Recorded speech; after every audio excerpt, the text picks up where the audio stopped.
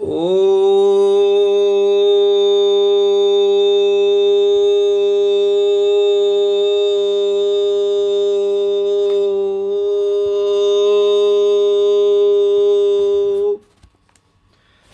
मित्रों, प्रातःकाल 9 बजे फेसबुक लाइव पर आपका स्वागत, अभिनंदन। शुक्ल पक्ष की एकादशी और रविवार का दिन देव उत्थान एकादशी भी इसका नाम है। हालांकि ये 2 दिन है, आज भी कल भी। कुछ पर्वों के लिए, कुछ कार्यों के लिए आज और कुछ के लिए कल, दोनों दिन इसको मनाए जाने का प्रावधान है। मित्रों, जब हम शुक्ल पक्ष की बात कर रहे हैं, जानबूझ के मैंने जो चैप्टर आज मैं बात करना चाहता हूं उसके लिए जानबूझकर इस शुक्ल पक्ष को और एकादशी को लिया गया। मित्रों, एकादशी चंद्रमा शुक्ल पक्ष में 10 दिन पूरे करके 11वें दिन में प्रवेश कर चुके हैं। और जब शुक्ल पक्ष की प्रतिपदा होती है, ये जो ज्योतिष के मित्र नहीं भी हैं उनके लिए भी समझ में आएगा कि अभी अमावस्या हुई थी जब दीपावली का दिन था। दीपावली के दिन अमावस्या नो मून होता है, पूरे डार्क है, अर्थात सूर्य तथा चंद्रमा इकट्ठे ही हैं और सूर्य के प्रताप से, प्रकाश से चंद्रमा ढक जाते हैं।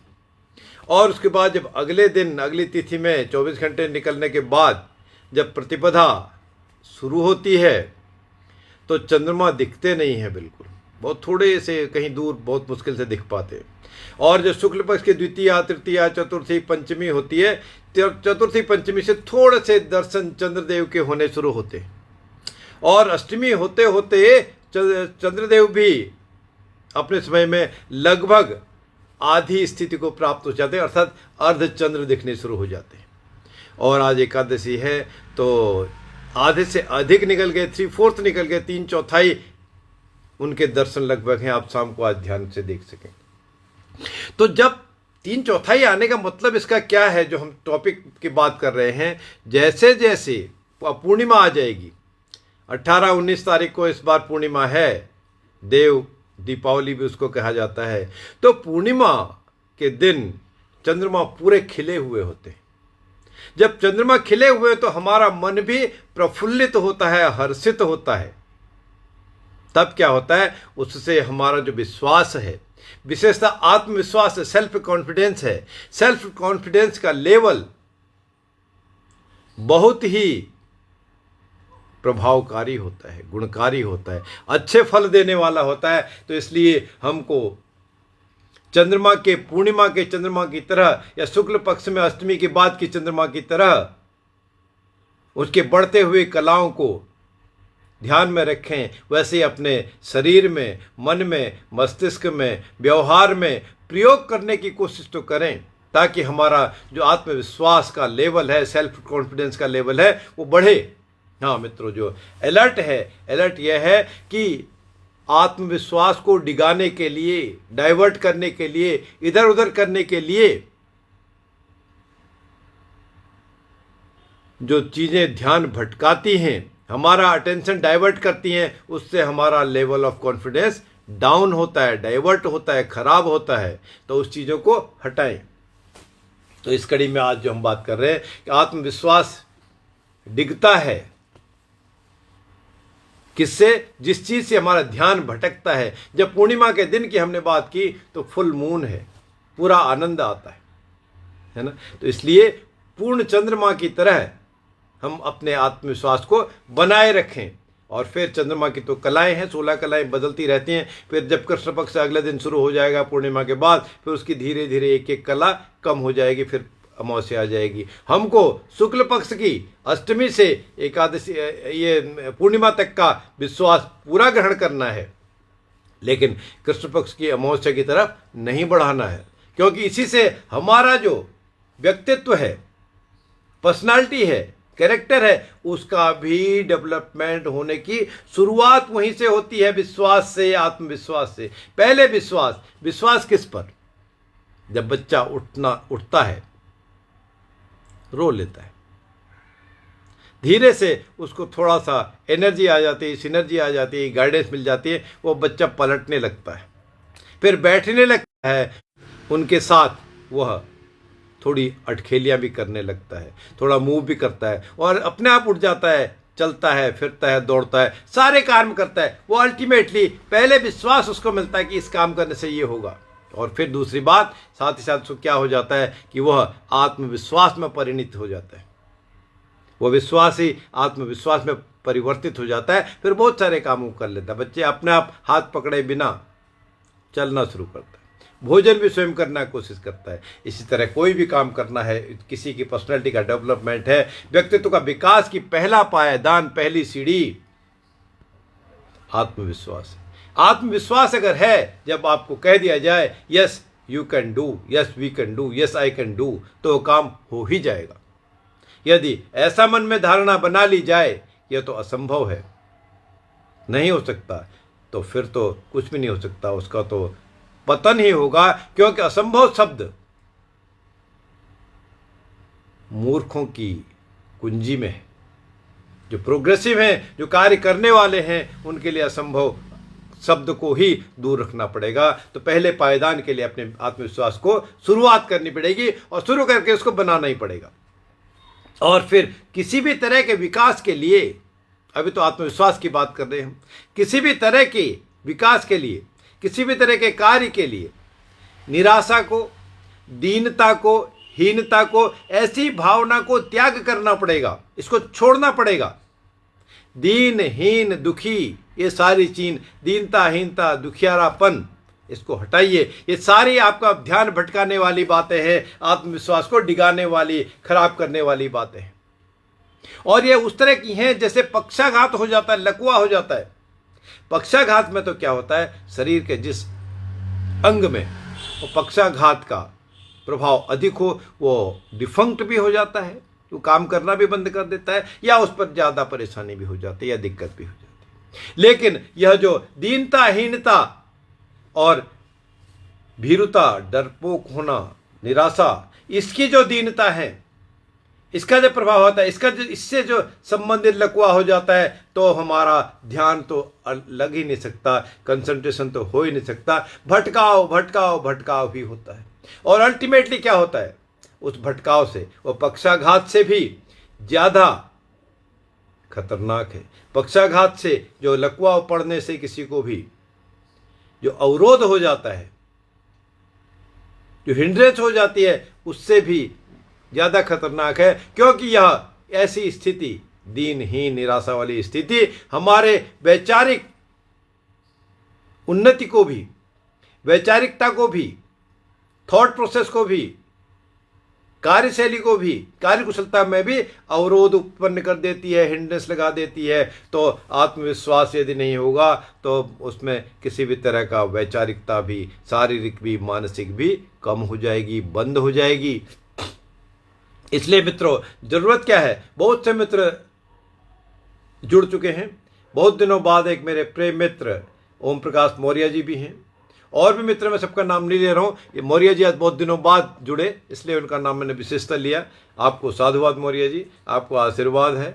और चलिए हम इस बात को कंटिन्यू करें। इसलिए इस आत्मविश्वास के लिए हमको अपने आप को जानना, अपने स्वरूप को जानना, अपने कार्य को जानना, अपने कर्म को जानना, अपने मर्म को जानना बहुत जरूरी है। इसको हम कब जानेंगे?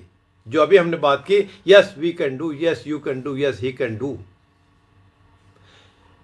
मित्रों, कभी आपने ध्यान दिया हो, पहली बार किसी ने हवाई यात्रा जब की हो, अगर उसको याद हो, उड़ते हुए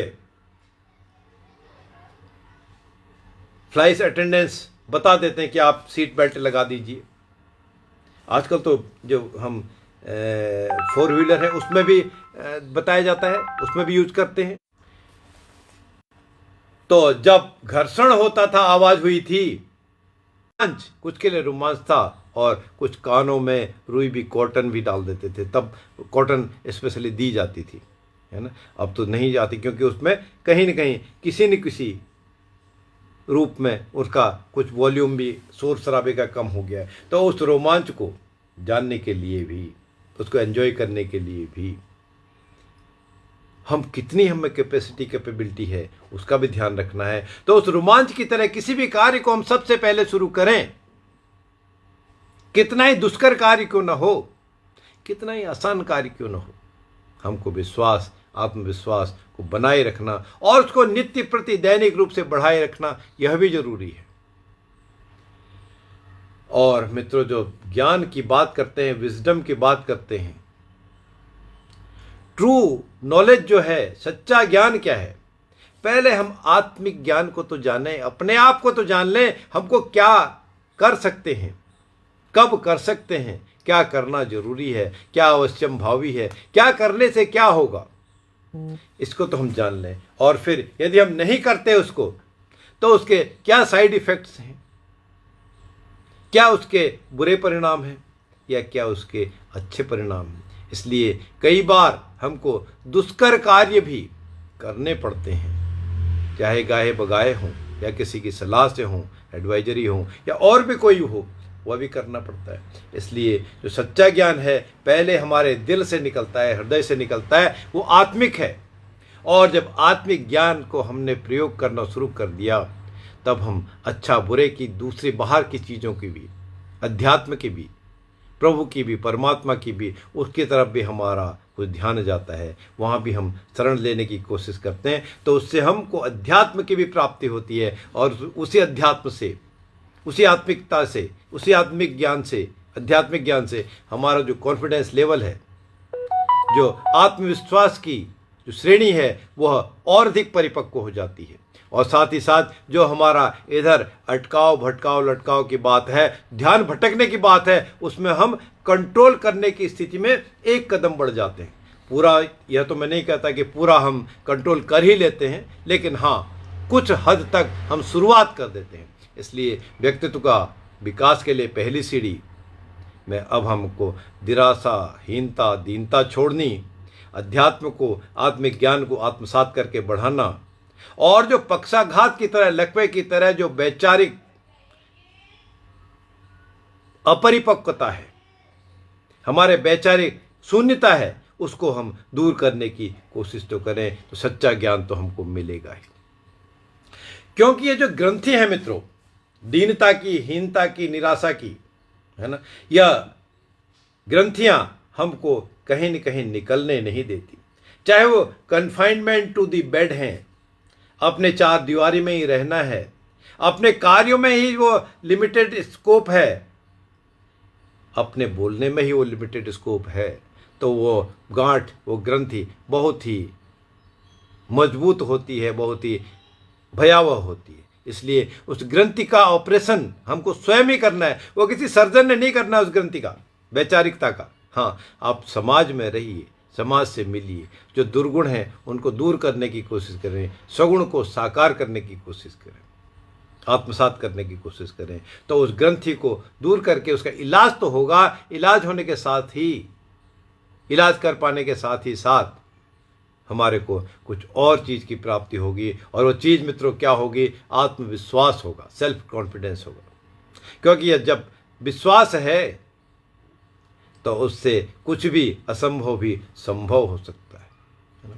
इसलिए हमारे को जो जीवन की प्रगति है, जो विषमता है, जो हानिकारक और बंधनकारक तत्व हैं, अवयव हैं, जीवन की प्रगति के लिए विषमता, हानिकारकता, हानिकारक अवयव, तत्व, बंधनकारक, बंधन देने वाली चीज़ें, इन सब से मुक्ति की जरूरत है। अब मुक्ति कैसे हो सकती है?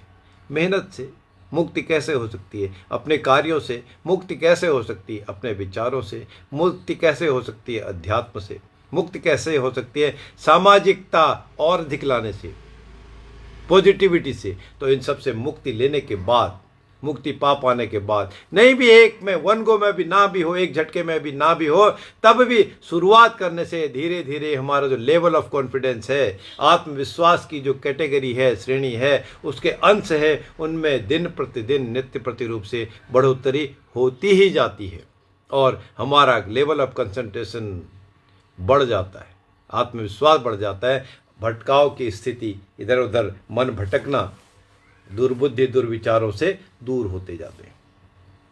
और इसीलिए फिर कुछ भी बड़ा करने के लिए या कुछ भी करने के लिए अगर हम बात करें, चाहे किसी लक्ष्य को प्राप्त करना हो, लक्ष्य को भेदना हो, अर्जुन की तरह जब उनसे पूछा गया तुमको क्या दिखता है, तो उन्होंने कहा कि तीर और मेरे को तो मछली की आंख दिखती है, इसके अलावा कुछ नहीं दिखता है।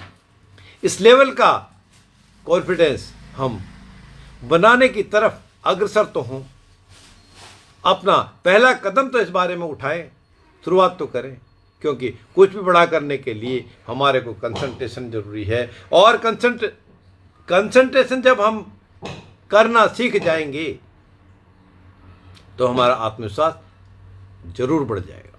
और मित्रों, कंसंट्रेशन करने के लिए, बढ़ाने के लिए, शुरू करने के लिए जो हमारा ये आज्ञा चक्र है, इस पर आप 1 सेकंड से शुरुआत तो करें।